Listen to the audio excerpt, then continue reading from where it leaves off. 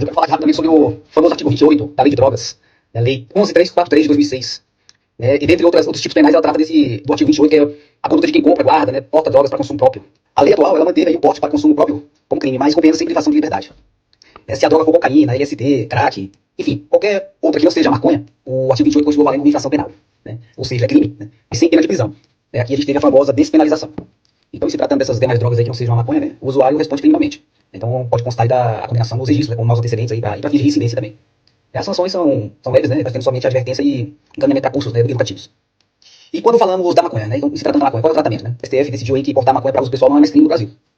Então, aqui houve a descriminalização. Enquanto para as demais drogas ali é uma despenalização, não tem uma pena de prisão, aqui nem crime é mais. Então, foi fixado ali uma quantidade, Então, portar até 40 gramas de maconha ou cultivar até 6 plantas fêmeas gera presunção de uso pessoal. A conduta continua sendo proibida, ilícita, Só que agora é tratada como infração administrativa e não penal. A prática, galera, que mudou.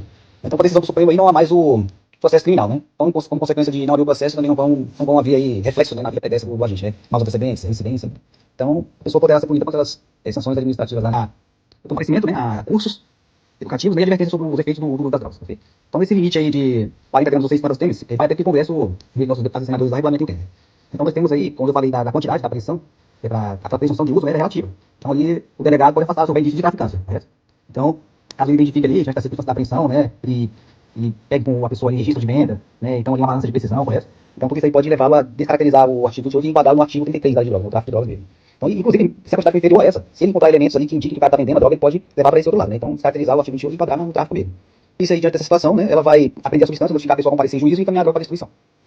Outra coisa é que o delegado não vai lavar o auto de divisão em flagrante e tampouco o termo circunstanciado, Então, esse termo circunstanciado é quando de infrações de menor potencial ofensivo. Então, se não há infração penal, não tem que elaborar esses dois documentos, correto? Na justiça, mesmo sendo ilícito, o posse de maconha será tratado como processo administrativo, E vai ser tratado como processo administrativo, como pelos juizados especiais criminais. Então, a pessoa será ouvida pelo juiz, poderá apresentar uma defesa e, se confirmada a infração, ela receberá sanções administrativas, Essas que eu já citei aí.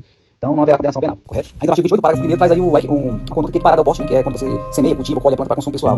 Então, aí o tratamento é o mesmo pro porte da droga já pronta, Atenção, isso aí só vale para cannabis, não só para maconha. Se for outra droga, o cultivo continua sendo crime, ainda que sem pena, Eu falo cultivo da quantidade para o pessoal, galera? Se for grande quantidade, é outra figura, É o tráfico mesmo. Por fim, vou falar aqui do salvo-conduto para uso medicinal, Esse é um ponto muito importante, Os tribunais superiores já reconheceram o direito ao salvo-conduto para o cultivo da maconha, para fins terapêuticos, E com base no direito à saúde. Então, se a pessoa tem um laudo médico, prescrição especializada, e não encontra medicamento eficaz no mercado, pode conseguir autorização judicial para plantar sem risco de ser processado, Então, nesse caso, a conduta nem crime nem infração administrativa, Então, a licitude autorizada judicialmente, Ponto.